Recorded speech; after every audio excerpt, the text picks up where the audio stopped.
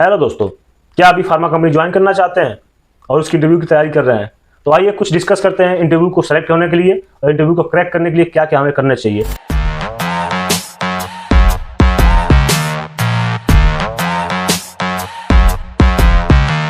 Pharma का interview बहुत बड़ा कोई रॉकेट साइंस नहीं है। मैंने कुछ प्रश्न को नोट किया हुआ है जो कि आपकी स्क्रीन पे शो हो रहा होगा और इसके बारे में डिस्कस करते हैं वन बाय वन। पहली बात तो आप तैयार करके जाइए अपने आप को, ग्रूमिंग कर लीजिए। अगर मेल हैं तो आप अच्छी तरह से दाढ़ी बना लीजिए, शेविंग कर लीजिए।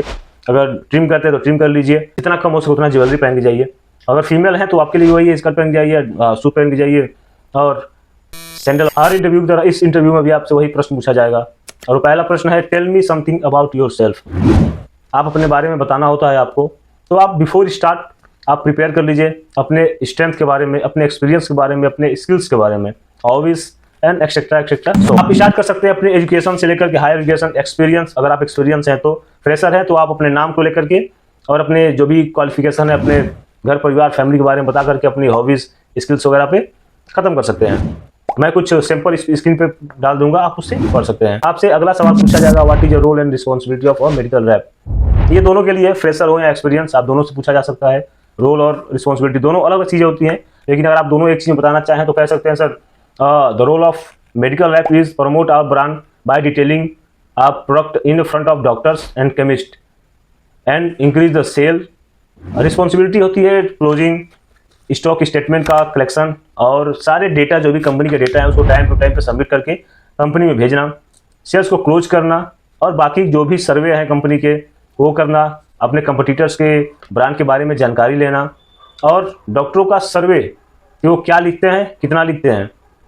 रोल एंड रिस्पॉन्सिबिलिटी में आप सिंपल ये बता सकते हैं कि सर सिंपल चीज़ है कि एक मेडिकल रैप को सेल्स को इंक्रीज करना होता है, प्रोडक्ट को प्रमोट करना होता है अपने कस्टमर्स को। कस्टमर कौन? कस्टमर आपके डॉक्टर हैं, केमिस्ट हैं और स्टॉकिस्ट पे जाकर के उस चीज़ों को मेंटेन करना, अपने स्टॉक को मेंटेन करके रखना।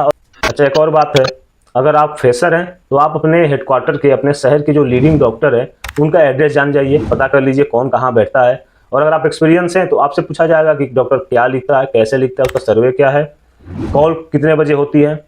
ये बहुत पूछे जाते हैं कि कॉल का क्या टाइमिंग है, डॉक्टर का कौन कितने बजे मिलता है। आप फ्रेशर हो या एक्सपीरियंस, आपको एक सवाल और पूछा जाता है अक्सर कि फार्माकोलॉजी क्या है, क्योंकि ये काम ही सब कुछ फार्मा और मेडिसिन से रिलेटेड ही है, तो ये सब सवाल आपको याद रहना चाहिए।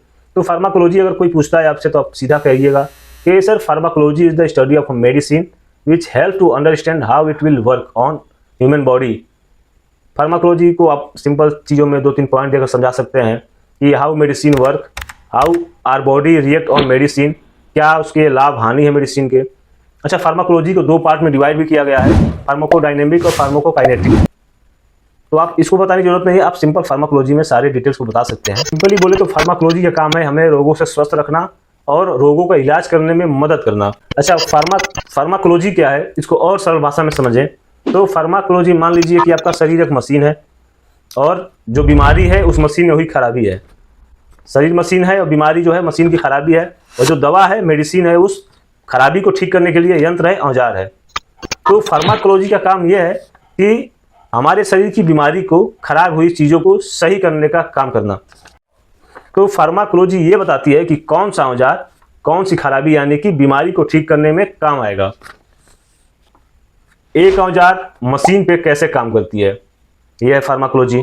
मशीन यानी कि शरीर उस यंत्र, औजार यानी दवा के साथ क्या करती है, यह है फार्माकोलॉजी। अच्छा, उस औजार को कैसे यूज करना है कि मशीन भी ठीक हो जाए और कोई नुकसान भी ना हो, यह है फार्माकोलॉजी। फार्माकोलॉजी दवाओं के बारे में सब कुछ जानने का एक विज्ञान है ताकि हम बीमारियों का सही इलाज कर सके।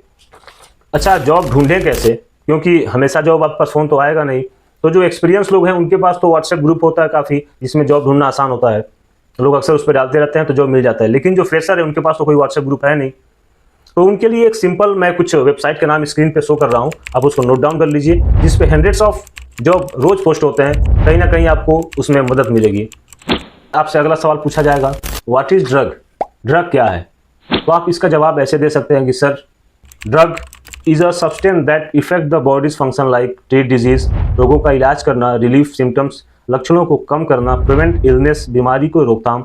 कुछ मेडिसिन के टाइप भी होते हैं, जैसे टाइप ऑफ मेडिसिन जो है प्रिस्क्रिप्शन मेडिसिन, OTC मेडिसिन और रिक्रिएशनल मेडिसिन। ड्रग के बारे में पूछा जाता है तो उसका जवाब ऐसे दे सकते हैं। सिंपली आप चाहें तो हिंदी या इंग्लिश दोनों में दे सकते हैं या सिर्फ हिंदी में भी दे सकते हैं। अच्छा, अगला प्रश्न है, 2 प्रश्न है इसमें। फ्रेशर के लिए पूछा जाता है कि why you want to join pharma company और why you want to join a medical rep. से एक्सपीरियंस के लिए पूछा जाता है उसी के थोड़ा सा अलग, why you want to change your company, आप अपनी कंपनी को चेंज क्यों करना चाहते हैं। तो पहले बात करते हैं फ्रेशर के लिए कि why you want to join a pharma company और मेडिकल रिप्रेजेंटेटिव जॉब। तो आप इसका जवाब ऐसे दे सकते हैं, sir simple, medicine is a important part of life. जब तक ह्यूमैनिटी रहेगी, जब तक ह्यूमन बीइंग रहेंगे, मेडिसिन की आवश्यकता पड़ेगी। तो comparatively other industries, pharma industries के पास ज़्यादा अपॉर्चुनिटी है जॉब के लिए, जहाँ मैं अपने आप को ग्रोथ कर सकता हूँ। एमई से एबीएम, एबीएम से RM, DSM, NSM and so on. Emergency लग जाए या लॉकडाउन हो जाए, मेडिसिन की कंपनी कभी नहीं रुकेगी, इसको चलते रहना है।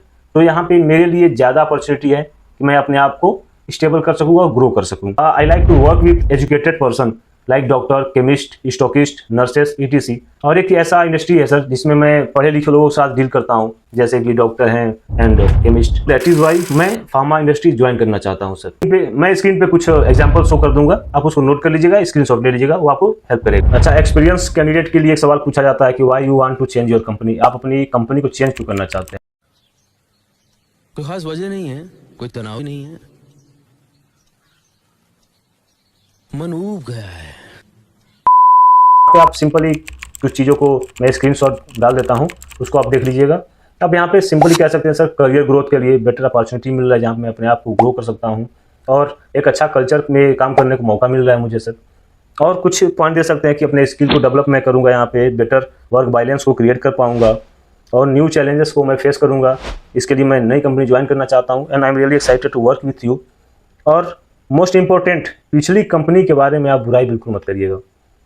अपने मैनेजर, अपने जो भी कलीग्स हैं, किसी की बुराई मत करिए। कोशिश करिए कि पॉजिटिव चीज़ों को बात करके, पॉजिटिव पॉइंट्स को रख करके अपने बातों को ख़त्म करिए। Of course, in a good, but after later on we have finished well. But I think. अगला सवाल एक्सपीरियंस और फ्रेशर दोनों के लिए है। अक्सर पूछा जाता है कि why should we hire you. तो इसका जवाब ऐसा नहीं होना चाहिए कि आपको कंपनी की आवश्यकता है, बल्कि कंपनी अगर आपको हायर करती है तो आप कंपनी के लिए क्या करेंगे। आई कॉन्टेक्ट बना कर रखिए, बी पॉजिटिव और क्लियर एंड लाउड बोलिए, लेकिन ऐसा नहीं कि आप एरोगेंट बात कर रहे हैं। सिंपल और बोरिंग आंसर देने से बचिए और कोशिश करिए अपने बातों को पॉजिटिव और फ्यूचरिस्टिक करके ख़त्म करिए। कंपनी के बारे में थोड़ी सी स्टडी कर लीजिए, जिस कंपनी का इंटरव्यू देने जा रहे हैं वो आपको कुछ ज़्यादा हेल्प करेगा। मैं इसके एग्जांपल के लिए कुछ स्क्रीन पे आपको स्क्रीनशॉट डाल देता हूँ, आप नोट डाउन कर लीजिएगा इसको भी। प्रश्न आपसे हमेशा पूछा जाता है, हर एक इंटरव्यू में पूछा जाएगा, वो चाहे आप एक्सपीरियंस हो या फ्रेशर हो, कि ह्यूमन बॉडी सिस्टम क्या है, कितने प्रकार के होते हैं। तो इसको याद करना थोड़ा सा डिफिकल्टी होता है, तो इसलिए मैं इसके कुछ ट्रिक आपको स्क्रीन पे डाल दे रहा हूँ, आप इसको नोट डाउन करिए और एक बार ध्यान से देख लीजिए। मैं बैट लगाता हूँ, आप इसको भूल नहीं पाएंगे। तो कुछ ट्रिक कुछ ऐसा है कि एमआर ने सैलन को देखा, जिंदगी रूड हो गई। आप इसके इंग्लिश वर्ड को नोट कर लीजिए। M for muscular system, R for respiratory system. MR ने सैलन को देखा। S for skeleton system, E for endocrine system, L for lymphatic system, N for nervous system. MR ने एलन को देखा, जिंदगी रूड हो गई। RUD, R for reproductive system, U for urinary system और डी फॉर डाइजेस्टिव सिस्टम। इसके आगे भी होते हैं, लेकिन इंपॉर्टेंट इतना आप याद कर लेंगे, 9 है, आपका काम चल जाएगा। इसके कुछ डिटेल भी पूछे जा सकते हैं। अगर आप एक्सपीरियंस हैं तो या किसी पर्टिकुलर सेगमेंट के लिए आप इंटरव्यू दे रहे हैं, जैसे नर्वस सिस्टम की, अगर न्यूरो की कंपनी है तो नर्वस सिस्टम के बारे में थोड़ा सा पढ़ लीजिए। अगर रेस्पिरेटरी के लिए जा रहे हैं तो रेस्पिरेटरी फंक्शन याद कर लीजिए, क्योंकि अगर उस पर्टिकुलर डिवीजन के लिए जा रहे हैं तो आपसे डेफिनेटली उसके बारे में डीप में पूछा जाएगा। तो नर्वस सिस्टम के अगर बारे में बात की जाए तो नर्वस सिस्टम को 2 पार्ट में डिवाइड किया गया है, CNS, PNS, central nervous system, peripheral nervous system. उसमें आगे जो भी पार्ट होते हैं, सेंट्रल नर्वस सिस्टम में ब्रेन आता है, ब्रेन को 3 पार्ट में डिवाइड किया गया है, cerebellum, medulla and so on. तो ऐसे ही आप सिंपली उस चीज़ को याद कर लीजिए।